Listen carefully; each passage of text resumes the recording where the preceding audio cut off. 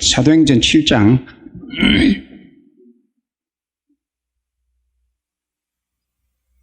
20절부터 30절까지.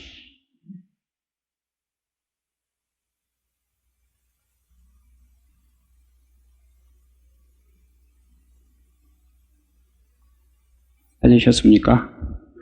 천천히 합독합니다. 그때에 모세가 낳는데 하나님 보시기에 아름다운지라 그의 아버지의 집에서 석 달 동안 길리더니 버려진 후에 바로의 딸이 그를 데려다가 자기 아들로 기르매 모세가 애굽 사람의 모든 지혜를 배워 그의 말과 하는 일이 능하더라. 나이가 40이 되매 그의 형제 이스라엘 자손을 돌볼 생각이 나더니 한 사람이 원통한 일 당함을 보고 보호하여 압제받는 자를 위하여 원수를 갚아 애굽 사람을 쳐 죽이니라. 그는 그의 형제들이 하나님께서 자기의 손을 통하여 구원해 주시는 것을 깨달으리라고 생각하였으나 그들이 깨닫지 못하더라. 이튿날 이스라엘 사람끼리 싸울 때에 모세가 와서 화해시키려 하여 이르되 너희는 형제인데 어찌 서로 해치려냐 하니 그 동물을 해치는 사람이 모세를 밀어뜨려 이르되 누가 너를 관리와 재판장으로 우리 위에 세웠느냐? 내가 어제는 애굽 사람을 죽임과 같이 또 나를 죽이려느냐 하니 모세가 이 말 때문에 도주하여 미디안 땅에서 나그네가 되어 거기서 그를 낳으니라. 아멘. 이 내용은 출애굽기 2장 내용입니다. 오늘 사도행전에서는 스데반 집사가 이스라엘 사람들에게 이 모세하고 이 과정을 쭉 이야기를 합니다. 어떻게 모세가 이렇게 했고 어떻게 태어났고 어떤 일을 했었고 그 뒤에 이어져 오는 내용, 예수 그리스도를 증거하기 위한 전단계 일부분입니다. 근데 이 내용을 보면은 실제 출애굽기 2장에서 쭉 나온 내용하고 약간 차이가 있어요. 왜냐하면은 스데반이 이 부분을 잘 이해를 했습니다. 출애굽기 내용을 주석적 의미를 약간 가미를 시켰어요. 이 내용은. 그리고 이 내용을 가지고 많은 사람들이 설교를 또 했습니다. 설교를 했는데 어떻게 했냐면은 모세가 광야에서 40년 동안 있을 때 그는 정말 하나님과 같이 동행하는 삶을 살았다. 이렇게 이제 이야기를 합니다. 동행하면서 얼마나 많은 시간을 하나님 앞에 매달렸으며 기도했으며 또 광야에 대한 지식을 알았겠느냐. 40년 동안 있었으니까 우리가 일상생활에서 어떤 분야의 전문 분야에 대해서 통달을 하려면 통상 10년 정도는 해야 그 부분에 대해서 자신있게 이야기를 합니다. 또 열심히 연구하면은 10년 아닐지라도 전문가 소리를 들을 수 있는 그런 수준이 되기도 합니다. 그러나 지식적으로 많은 학문적 연구를 한 것하고 실질적으로 그 학문을 적용한 그 필드에서 정말 내가 어떻게 얼마나 경험을 했냐는 다르죠. 그래서 10년 정도 이야기를 합니다. 하는데 모세가 과연 40년 동안 하나님 앞에 매달리고 하나님을 전적으로 찾고 또 광야에 대한 지식을 익혔느냐? 안 했어요. 모세는 40년 동안 정말 좌절하고 실망하고 그런 생활을 40년 동안 했습니다. 전적으로 하나님께 매달릴 시간이 없었어요. 왜냐하면은 40년을 놓고 모세가 정말 하나님 앞에 매달렸다고 한다면은 성경을 이 전반적으로 이 모세에 관하여 쓰여진 책을 보면은 내용을 보면은 너무나 정반대의 그런 해석입니다. 모세가 하나님의 부름을 받았을 때 그때 시내산에 있었어요. 모세 부르니까 하나님이 불을 칠 때 그때에 모세가 응답을 했습니다. 하나님께서 나가서 자기 백성들을 구해오라고 말씀을 하십니다. 그런데 모세는 그때에 거부를 했어요. 거부를 했습니다. 왜 거부했냐면은 핑계를 대죠. 나중에 이 여러 가지 이적을 보고도 나는 입이 뻣뻣하고 혀가 둔하다. 이런 식으로까지 표현을 했습니다.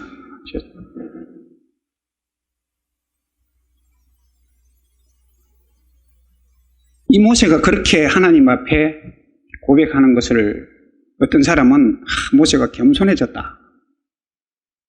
겸손해서 그런 표현을 했다. 이렇게도 이야기를 합니다. 맞을 수 있어요. 그런데 모세가 이스라엘 백성을 이끌고 광야에 나오는 과정이나 그 전후 이런 과정들을 보면은 모세는 성장 과정이나 이런 걸 볼 때는 정말 대단한 사람이었어요. 왕자 수업을 받으면서 왕자 수업을 받을 때 요즘은 그런 수업 없습니다. 조선시대만 같아도 우리나라도 성경 외에는 우리나라도 왕자들이나 이 체자로 책봉된 사람에게는 특별 과외가 있었어요. 국가 정사를 다스리는 행정적, 군사적 여러 가지 지식을 가르쳤습니다. 그런데 모세는 그 당시에 애굽은 상당히 아주 문명 국가였습니다. 요즘 현대시대로 말하면 선진국이었죠. 그런 모세에게 왕자 교육을 시켰습니다. 리더십도 있고 학문도 능통하고, 그리고 오늘 이 스데반 집사가 말한 것처럼 자기 힘으로 자기 민족을 구하려고 하는 의지도 있었습니다. 그런데 왜 그런 모세의 의지가 먹히지 않았고 오히려 도망자가 돼서 광야로 쫓겨갔느냐? 이것은 하나님의 전적인 계획이죠. 성경에서 하나님 계획이 아닌 거 없습니다. 그런데 모세는 너무 잘났어요. 학문도 잘하지. 성경이 기가 얼마라고 하지는 않았을지라도 지휘자로서 어떤 전혀 외모나 리더십에 하자가 있는 그런 사람이 아니었습니다. 그런데 도망자 신세가 됐어요. 40년 동안 그는 광야에 와서 뭐 했겠습니까? 일반적으로 기도했을 거라고 그렇게 생각을 해요. 처음에는 했겠죠. 그런데 나중에 점점 시간이 흐릅니다. 흐르면서 그는 포기하고 실망하고 좌절했습니다. 얼마나 혼자서 외롭겠습니까? 물론 그 주변에 처남들도 있었겠고 또 자기 장인한테 소속된 그런 목동들도 있었겠죠. 그럴지라도 일반적으로 대화가 잘 안 통해요. 또 이야기했다는 내용도 물론 없지만 안 적었을 수도 있지만은 서로 또 언어가 다르잖아요. 다르고 그 답답함이 어디에 드러나냐면 그러면서 시간은 자꾸 흐르고 모세는 늙고 있습니다. 늙었어요. 80세 다 됐습니다. 10편, 90편 우리 한번 가보도록 하겠습니다.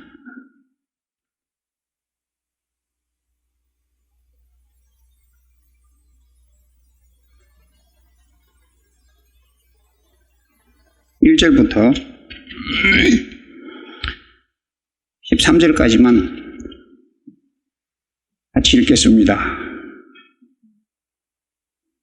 주여, 주는 대대에 우리의 거처가 되셨나이다. 산이 생기기 전엔 땅과 세계도 주께서 조성하시기 전 곧 영원부터 영원까지는 주는 하나님이시니이다. 주께서 사람을 뒷걸로 돌아가게 하시고 말씀하시기를 너희 인생들은 돌아가라 하셨사오니 주의 목전에는 천년이 지나간 어제 같으며 밤의 한순간 같을 뿐임이니이다. 주께서 그들의 홍수처럼 썰어가시나이다.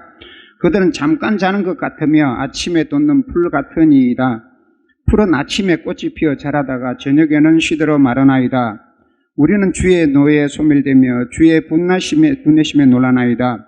주께서 우리의 죄악을 주의 앞에 놓으시며 우리의 은밀한 죄를 주의 얼굴빛 가운데 두셨사오니 우리의 모든 날이 주의 분노 중에 지나가며 우리의 평생이 순식간에 다하였나이다. 우리의 연수가 70이요 강건하면 80이라도 그 연수의 자랑은 수고와 슬픔뿐이요 신속히 가니 우리가 날아가나이다. 누가 주의 노여움의 능력을 살며 누가 주의 진노의 두려움을 알리까? 우리에게 우리날 계수함을 가르치사 지혜로운 마음을 얻게 하소서. 여호와여 돌아오소서. 언제까지니까 주의 종들을 불쌍히 여기소서. 보세요. 주께서 사람을 뒷걸로 돌아가게 하시고 말씀하시기를 너희 인생들은 돌아가라 하셨사오니 주의 목전에는 천년이 지나간 어제 같으며 밤의 한순간 같을 뿐입니다. 세월의 빠름을 한탄하고 있습니다. 우리 연수가 70이요 강건하면 80이라도 그 연수의 자랑은 수고와 슬픔뿐이요 신속히 가니 우리가 날아가나이다. 그러죠. 아주 참담한 그런 심정을 토로하고 있습니다. 보편적으로 한 70 정도 사는데 강건해봐야 80이라고 합니다. 모세는 지금 강건한 상태예요. 나름 꽤 오래 건강하게 오래 살았다고 지금 이 고백을 합니다. 이렇게 산 날들이 수고와 슬픔뿐이라고 토로합니다. 참담하죠. 심정이 피를 토하는 심정일 거예요 아마. 자기가 뭔가 자기 의지로 하고 싶었는데 할 수 있는 실력도 있었습니다. 못하는 거예요. 포기합니다. 이제 내 인생 끝이야. 내 인생 80인데 뭐 더 할 수 있겠어.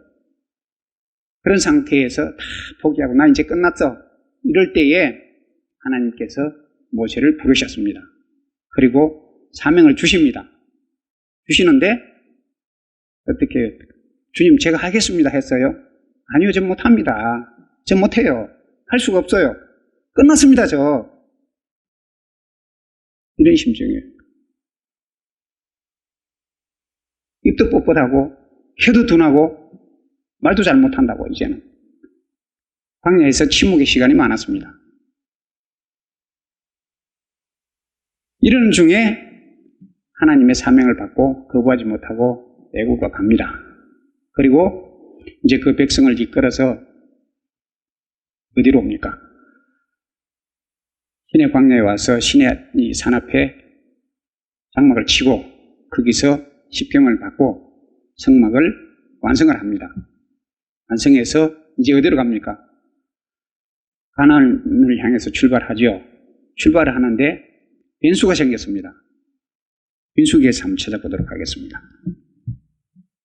민수기 10장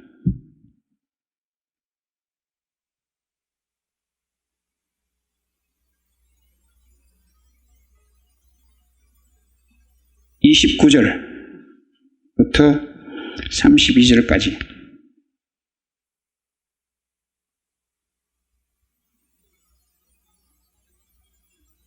민수기 10장 29절부터 32절까지입니다. 자, 잠깐만요. 이전에 성막을 완성한 다음에 가나안으로 출발하기 전 이 상황을 까지를 사람들이 그렇게 설교자들이 설교를 했습니다. 모세는 광야 생활하면서 광야의 전반적인 어떤 영향을 미치는 모래바람이라든가 지형이라든가 이런 것을 다 경험을 하고 터득을 했을 것이다. 이렇게 이제 결론을 짓습니다. 40년 동안 광야에 있었다고 하니까.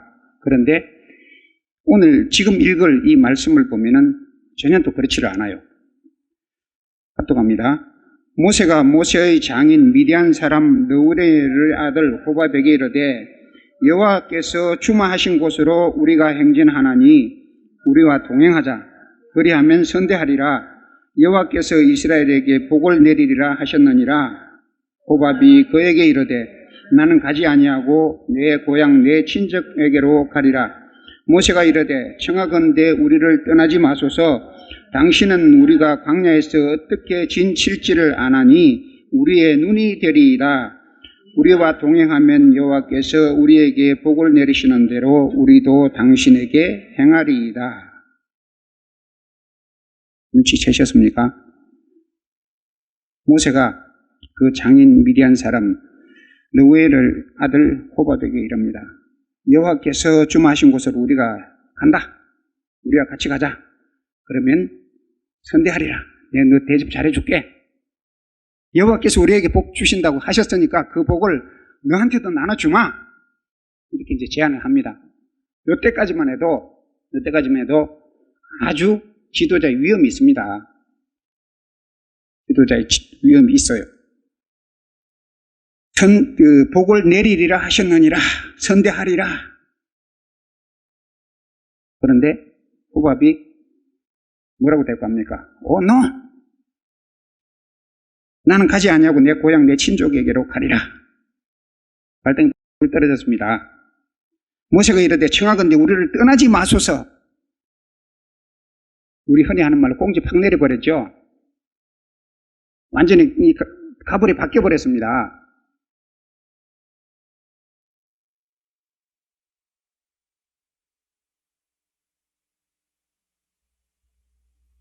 나 내 고향으로 갈 거야.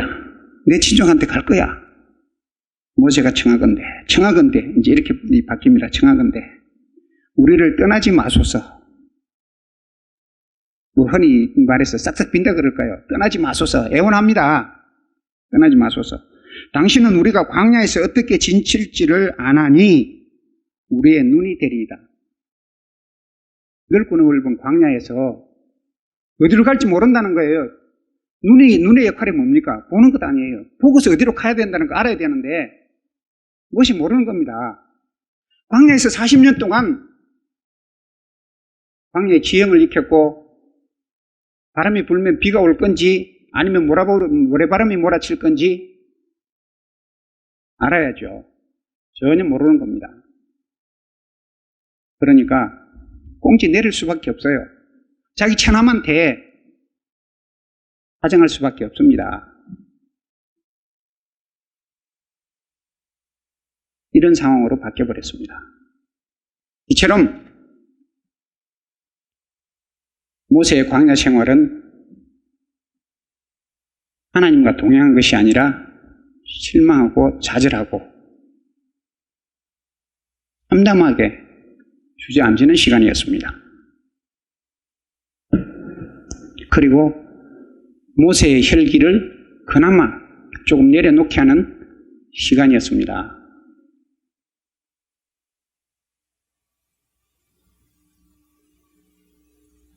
우리와 동행하면 여호와께서 우리에게 복을 내리시는 대로 우리도 당신에게 행하리이다. 그러느니라 하니라 이러다가 아주 납작 엎드립니다. 어떻게든 호밥이 같이 가야 어디로 갈지도 알고 천막을 어떻게 쳐야 될지도 알고 가이드 역할을 호밥 아니면은 거기에서 이스라엘 백성 중에서는 할 사람이 없었어요. 호밥은 대대로 그 미디안 광야에서 산 족속입니다. 겐 족속입니다. 그러니까 잘 알고 있죠. 그러니 아주 싹싹 빌면서 가이드 해달라고 애원합니다. 이 모세가 이렇게 하나님께서 이렇게 하신 것은 물론 상징성이 있습니다. 모세는 자기가 뭐든지 다 할 줄 아는 것 같은데 못하는 걸 여기서 한번 제대로 좌절을 합니다. 좌절을 하고 그리고 이제 이 광야를 거쳐서 하여튼 40년 동안의 시간을 거쳐서 또 가나안 들어가기 직전에 또 한 번 큰 사고 칩니다. 그 이전에도 그 르비딤에서 한번 그런 사고가 있었죠. 반석을 치는 사건. 그때는 반석을 쳐서 생수가 솟아났습니다. 하나님께서 치라고 하셨으니까요. 그런데 오늘날 페트라죠. 거기 가데스 두 번 다 생수 사건이 난 곳은 가데스입니다. 그런데 이 바위를 치는 사건이 난 것은 첫 사건은 가데스란 이름에서 바네아가 덧붙여졌어요. 덧붙여졌습니다. 가데스라는 말 자체는 하나님의 거룩한 그런 역사 이런 뜻이 있는데 나중에 바네아는 흔들리다 이런 뜻이 있습니다. 그래서 믿음이 흔들리다는 그런 뜻이기도 합니다. 그리고 또 두 번째 가데스에서는 반석에게 명령을 하라고 했습니다. 그런데 지팡이로 쳤지요. 이전에 경험이 솟아났는지 모를지라도. 그런데 그것은 경험보다는 혈기였습니다. 이스라엘 백성이 원망하니까 야 아론과 같이 둘이서 모세가 우리가 이 반석에게 명하여 물을 내게 하랴? 그러고는 하나님께서 명령하라 하신 명령이 아닌 반석을 치는 사건이 생겼습니다. 이 사건을 나중에 가나안 들어가기 직전에 하나님께서 언급을 하십니다. 내 거룩함을 드러내지 않았다. 모세의 혈기는 대단합니다. 죽을 때까지 다스리지를 못했어요. 이 혈기를.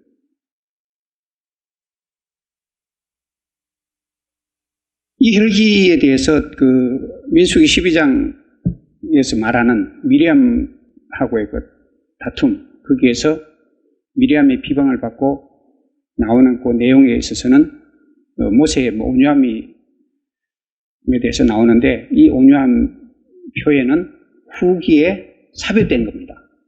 원래 성경 저기 포함이 없는 거예요. 그리고 모세는 끝까지 혈기가 왕성했던 사람입니다. 그래서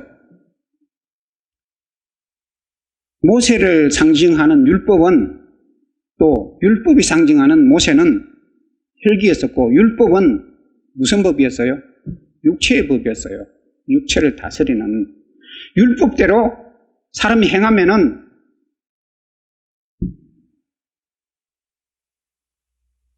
거룩해질 수 있습니다. 그런데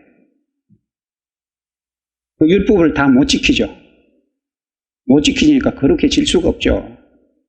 율법을 지켜서는 구원을 못 받습니다. 구원의 조건이 안 돼요. 사람의 혈기가 하나님을 이겨 먹습니다. 하나님께서 개입하시고 하나님께서 강제로 하시지 않으면은 스스로 나 혈기 낮출 거야. 하나님 옆에 꼬리 내리고 살래. 못하죠. 그러다 보니까 하나님께서 강제로 혈기를 꺾으시는 겁니다. 모세가 가나안에 못 들어간 조건은 육신적 법인 율법의 상징이기도 하지만은 율법을 지켜서 사람이 거룩해지고 율법으로 구원받을 수 없다는 것을 보여주기도 하는 것입니다. 오늘날 많은 사람들이 자기 의지로 뭔가 하려고 합니다. 저 역시 마찬가지. 비로소 하나님 꺾으시는 이 시간에 대해서 체감을 하고 있습니다. 내 의지를 할 수 없구나. 포기하는 걸 지금 배우고 있어요. 이제서. 그래도 모세보다는 좀 덜 걸린 것 같아요. 지금의 이 전 세계적으로 일어나는 이런 재앙, 또 앞으로 예비된 재앙도 많습니다. 금년에 닥칠 재앙 많아요.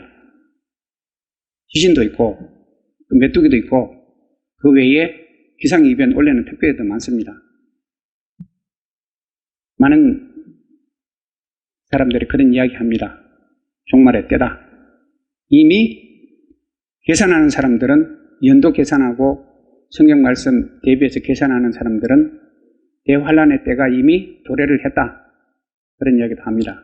그런데 과연 대환란의 때인가 아닌가에 중요한 그런 이슈가 있습니다. 금년 9월달 되면은 만약 이 일이 이루어진다면은 대환란의 때가 맞습니다. 그런데 이 일에 대해서는 그 때가 되는지 안 되는지 제가 봐서 확인을 해야 되거든요. 당해봐야 합니다. 그런데 계산적으로는 그런 계산이 대체적으로 맞아요. 현재 돌아가는 상황이. 그렇지만 최종적인 것은 아직까지 확신할 수 없습니다. 그만큼 지금이 긴장해야 되고 이런 각종 덮치는 재난은 사람의 한계가 있습니다. 사람을 할 수 없어요, 이제. 우리나라에도 이거 우리나라 방역체계 전 세계적으로 탑입니다. 그런데도 속이고 튀는 데는 어떻게 할 수가 없어요. 걸리고도 검사 받으라 그러는데도 받지도 않고 거짓말하고 돌아다니면서 퍼뜨립니다. 이런 상황인데 이 사람이 어떻게 다 그 커버를 합니까? 표절열이 도둑 하나 못 지키다는데 지금 표절보다 도둑이 더 많습니다. 의사 한 사람이 환자를 몇십 명씩 커버해야 되는 그런 상황이 되어버렸습니다. 이 시대는 사람의 의지로 뭔가 하려고 해서는 할 수가 없는 때가 되었습니다. 정치적으로나 사회적으로나 모든 분야가 그렇게 됐습니다. 군사적으로도 마찬가지입니다. 전쟁, 심각한 상황입니다. 군사력으로 커버할 수 없는 그런 상황입니다. 하나님께서 해주셔야 돼요.